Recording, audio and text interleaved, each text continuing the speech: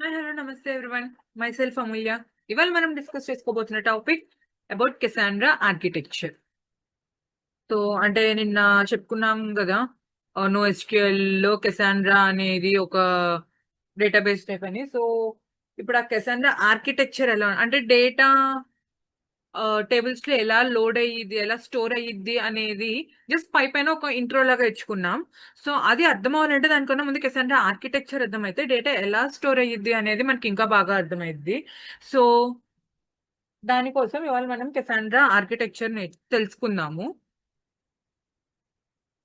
Okay, so main గా Cassandra architecture లో ఏముండిద్ది అంటే, నేను ఆల్రెడీ మనం చెప్పుకున్నాం, మీకు ఐడియా ఉంటే Cassandra is a distributed system అని చెప్పి. సో అసలు డిస్ట్రిబ్యూటెడ్ సిస్టమ్ అంటే ఏంటి అనేది కూడా మనం డిస్కస్ చేసుకున్నాము. డేటా అంటే ఇక్కడ మాస్టర్ స్లేవ్ అనే కాన్సెప్ట్ ఉండదు. మాస్టర్ స్లేవ్ అంటే ఏంటంటే మెయిన్ ఒక అంటే మనకి నేమింగ్ లోనే అర్థమైపోతుంది, మాస్టర్ స్లేవ్. సో ఈ కింద ఈ నోట్స్ కి ఏ వర్క్ జరగాలి అన్నా మాస్టర్ నుంచి ఒక ఆర్డర్ లాగా అలా వస్తాయి. And also if master main node అనేది ఫెయిల్ అయిందంటే కింద స్లేవ్ సర్వర్స్ కూడా ఏమి వర్క్ అవ్వవు. బట్ వెరస్ ఇక్కడ డిస్ట్రిబ్యూటెడ్ అంటే అన్ని ఇలా మాస్టర్ స్లేవ్ కాన్సెప్ట్ ఉండదు. సో డేటా అనేది అన్ని నోడ్స్ కి డిస్ట్రిబ్యూట్ అయ్యిద్ది. సో అది ఎలా అయ్యిద్ది అని తెలుసుకోవాలంటే, సో మనం ఈ కెసాండ్రా వరకు వచ్చేసరికి మనం డేటాబేస్ క్రియేట్ చేస్తాం. ఎలాగైతే మనము మన ఎస్క్యూఎల్ వీటిలో డేటాబేసెస్ క్రియేట్ చేసి తర్వాత ఆ డేటాబేసెస్ లో టేబుల్స్ క్రియేట్ చేస్తాము, ఇక్కడ కూడా కీ స్పేసెస్ అనే నేమ్ యూజ్ చేస్తాం. ఫస్ట్ కీ స్పేస్ క్రియేట్ చేయాలి, ఆ తర్వాత ఆ కీ స్పేస్ లో టేబుల్స్ క్రియేట్ చేస్తాము. సో ఇప్పుడు ఆ కీ స్పేస్ క్రియేట్ చేయాలి అంటే ఒక రెప్లికేషన్ ఫ్యాక్టర్ అనేది ఉండిద్ది. సో ఆ కీ స్పేస్ క్రియేట్ చేసే విధానాన్ని బట్టే మనకి ఆ కీ స్పేస్ ని క్రియేట్ చేసిన విధానాన్ని బట్టే డేటా అనేది ఎలా రెప్లికేట్ అయ్యిద్ది అనేది ఉండిద్ది. సో దాని గురించి తెలుసుకోవాలి అంటే ముందు ఆ రెప్లికేషన్ ఫ్యాక్టర్ ఏంటో తెలియాలి అంటే దానికన్నా ముందు అసలు నోట్స్ అంటే ఏంటి, ఎలా డేటా ఎలా రెప్లికేట్ అయ్యిద్ది అనేది తెలుసుకోవాలి. సో నేను అది చెప్పడానికే ఫస్ట్ నోడ్ అంటే ఏంటి, నోడ్ అంటే నోట్ చేసి అనుకోకండి. నోడ్ అంటే it is just a server. మన డేటా ఇదంతా ఎక్కడ స్టోర్ అవుతుంది, ఒక సర్వర్ లో స్టోర్ అయింది కదా. సో సర్వర్నే మనం ఇక్కడ నోడ్ అనే టర్మినాలజీ యూజ్ చేస్తాము. అండ్ దెన్ ర్యాక్స్ అని ఉండిద్ది, ఒక గ్రూప్ ఆఫ్ నోడ్స్. అంటే ఇప్పుడు నాకు నోడ్ 1 ఉంది, నోడ్ 2 ఉంది, నోడ్ 3, నోడ్ 4.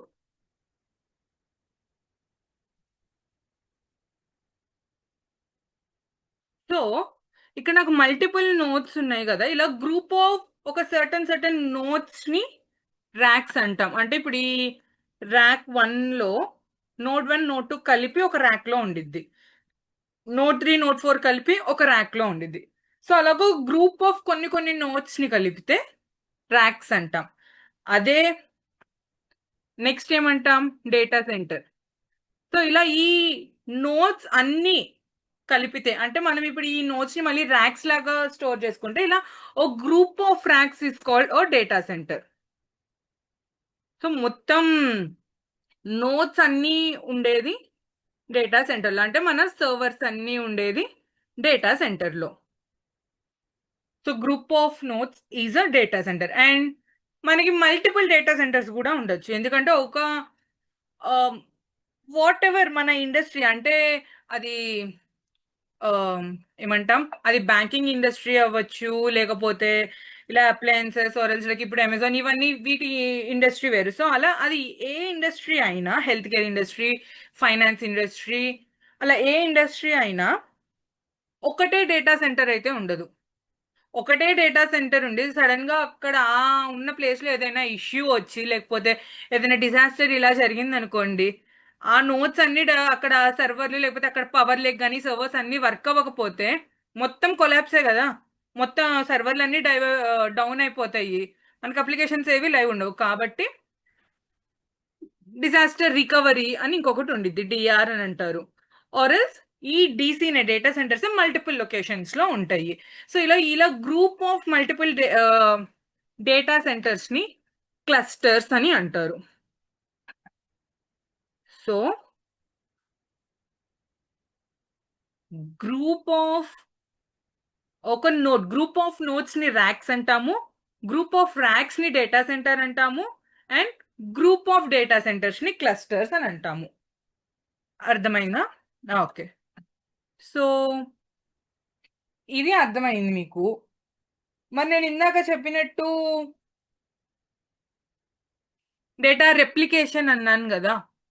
సో మనం ఇక్కడ డేటాబేస్ కెసాండ్రాలో డేటాబేస్ అంటే డేటాబేస్ అంటే ఇక్కడ కీ స్పేస్ క్రియేట్ చేసేటప్పుడు it's not just normal like a database we create in SQL. అక్కడ జస్ట్ మనం క్రియేట్ డేటాబేస్, ఈ డేటాబేస్ నేమ్ ఇచ్చేస్తే అయిపోయింది. బట్ ఇక్కడ అలా కాదు.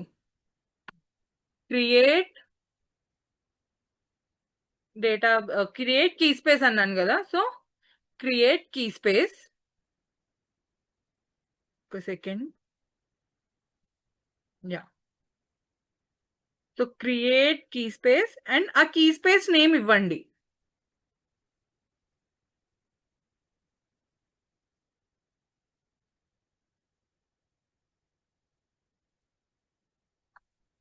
కీ స్పేస్ నేమ్ ఇస్తున్నాను.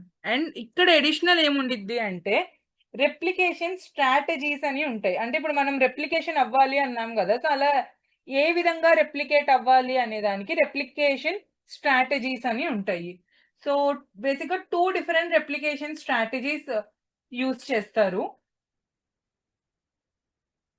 ఒకటి వచ్చేసరికి సింపుల్ స్ట్రాటజీ, ఇంకోటి నెట్వర్క్ టోపాలజీ. వీటి గురించి ఈ simple strategy and network topology, ఈ 2 టైప్స్ గురించి మనం మాట్లాడుకుందాం. ఈ 2 టైప్ ఆఫ్ రెప్లికేషన్ స్ట్రాటజీస్ గురించి. దానికన్నా ముందు రెప్లికేషన్ ఫ్యాక్టర్ అంటే ఏంటో మాట్లాడదాం. అంటే రెప్లికేషన్ ఎందుకు చేయాలి అనేది. చెప్పాను కదా ఇవన్నీ ఐడెంటికల్ ఆర్ఎల్స్ డిస్ట్రిబ్యూటెడ్ అని చెప్పి. సో ఇప్పుడు నాకు డేటా ఎలా రెప్లికేట్ అవ్వాలి? ఇప్పుడు నేను ఒకేసారి అన్నిటికీ అవ్వదు కదా. ఇప్పుడు అన్నిట్లో మరి ఇప్పుడు నా దగ్గర 10 నోట్స్ ఉన్నాయి అని చెప్పి 10లో సేమ్ డేటా నేను పెట్టాను అనుకోండి, యూజ్ ఏముంది? మొత్తం బల్క్ డేటా అయిపోయింది కదా. సో అలా కాకుండా ఇప్పుడు నా దగ్గర ఫర్ సపోజ్ నా దగ్గర ఒక 8 నోట్స్ ఉన్నాయి అనుకుందాం. నా దగ్గర ఒక 8 నోట్స్ ఉంటే సో నాకు డేటా ఎలా రెప్లికేట్ అవ్వాలి? జస్ట్ ఫర్ నేను ఇప్పుడు రెప్లికేషన్ ఫ్యాక్టర్ 3 అని తీసుకున్నాను అనుకోండి. సో ఇప్పుడు నాకు మెయిన్ మనం డేటా స్టోర్ చేసేటప్పుడు నేను నిన్న చెప్పాను, మీకు ఐడియా ఉంటే ప్రైమరీ కీ అంటే it's a combination of partition key and clustering key అని చెప్పాను మీకు. ఇక్కడే ఉండిద్ది, ఇదిగోండి. So primary key is a combination of partition key and clustering key. And ఈ పార్టీషన్ కీ ఉంది కదా, ఈ పార్టీషన్ కీని ఈ వాల్యూని హ్యాష్ చేసిద్ది. అండ్ హ్యాష్ చేసి దాన్ని ఒక టోకెన్ లాగా అనుకుంటాం. హ్యాష్ చేసి వచ్చిన వాల్యూని ఒక టోకెన్ వాల్యూ అనుకుంటాము. సో హ్యాష్ చేస్తాము, హ్యాషింగ్ చేసినాక వచ్చే వాల్యూని టోకెన్ వాల్యూ అంటాము. సో ఇప్పుడు నేను ఇందాక చెప్పినట్టు నా దగ్గర 3 నోట్స్ ఉన్నాయి. ఈ డేటా ఏ నోడ్లోకి వెళ్ళాలి అనేది ఎలా తెలిసిద్ది? ఈ కాన్సెప్ట్ అంతా మనం నిన్న వీడియోలో చెప్పుకున్నాము, బట్ ఇక్కడ చెప్పేటప్పుడు ఇంకొంచెం డీటెయిల్డ్గా చెప్దాము అని ఉన్నాను. So node 1, node 2, node 3. So ఈ ప్రతి నోడ్కి ఒక టోకెన్ రేంజ్ అనేది ఉండిద్ది. నిన్న చెప్పాను కదా. అంటే ఇప్పుడు టోకెన్ వాల్యూ ఎలా అయినా ఉండొచ్చు. ఇప్పుడు నేను జస్ట్ టోకెన్ వాల్యూ 1 to 100 అనుకున్నాను అనుకోండి, జనరేట్ అయిన హ్యాషింగ్ తర్వాత జనరేట్ అయిన వాల్యూ అది ఉండే ఫార్మాట్ నెంబరింగ్ కాదు, బట్ నేను జస్ట్ అర్థం అవడం కోసం ఇలా చెప్తున్నా. సో టోకెన్ రేంజ్ 1 to 100 ఉండాలి. సో హ్యాష్ అయినాక టోకెన్ వాల్యూ 1 to 100లో ఉంటే అది నోడ్ 1కి వెళ్ళిద్ది. అదే నెక్స్ట్ ఆ వాల్యూస్ మనం ఇచ్చిన ఆ పర్టికులర్ నోడ్ యొక్క టోకెన్ రేంజ్ని బట్టి వాల్యూ వెళ్ళిద్ది. బట్ ఆ తర్వాత రెప్లికేషన్ అనేది అయ్యిద్ది. సో ఇప్పుడు నేను చెప్పాను ఇందాక నా దగ్గర 8 నోట్స్ ఉన్నాయి. 8 నోట్స్ ఉంటే ఎన్ని నోట్స్కి అవ్వాలి? ఎన్ని నోట్స్లో రెప్లికేషన్ అవ్వాలి అనేది మనం ఇస్తాం అక్కడ కీ స్పేస్ క్రియేట్ చేసేటప్పుడు. 5, 6, 7, 8. సో ఇప్పుడు నేను రెప్లికేషన్ ఫ్యాక్టర్ 3 అని ఇచ్చాను అనుకోండి, నాకు ఆ వాల్యూ హ్యాష్ వాల్యూ జనరేట్ అయ్యి ఆ పర్టికులర్ టోకన్ రేంజ్ ఫస్ట్ నోడ్లోనే ఉందనుకోండి. సో మెయిన్ డేటా అనేది ఫస్ట్ నోడ్లోకి వెళ్ళిపోయిద్ది, బట్ రెప్లికేట్ అవ్వాలి. సో నేను రెప్లికేషన్ ఫ్యాక్టర్ 3 అని ఇచ్చాను. సో ఆల్రెడీ ఒక దాంట్లో ఉంది, ఇంకా ఇంకా మిగిలిన ఈ రిమైనింగ్ అన్ని నోట్స్లో ఏదైనా ఒక 2 నోట్స్కి వెళ్ళిద్ది. అండ్ ఇక్కడ వెళ్ళేటప్పుడు కూడా ఇందాక అన్నాను చూడండి, ర్యాక్స్ అని చెప్పి. సో ఇప్పుడు నాకు ర్యాక్స్ లాగా స్టోర్ అయితే ఒక ర్యాక్ లో నోట్ 1 నోట్ 2 ఒకే ర్యాక్ లో ఉన్నాయి, నోట్ 3 నోట్ 4 ఒకే ర్యాక్ లో ఉన్నాయి అనుకోండి. నాకు డేటా మళ్ళీ నోట్ 2 లోకే వెళ్తే ఎలాగా?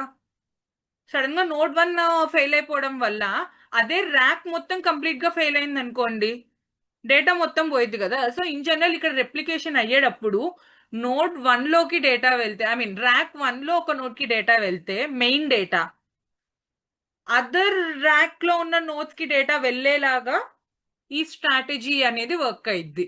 అంటే ఇక్కడ చెప్పుకున్నాం చూడండి, simple strategy and network topology strategy అని. సో ఈ స్ట్రాటజీస్ వర్క్ అయ్యే విధానం అలా ఉంటాయి. సో ఇప్పుడు నేను చెప్పిన విధానం నెట్వర్క్ టోపాలజీలో ఉండిద్ది.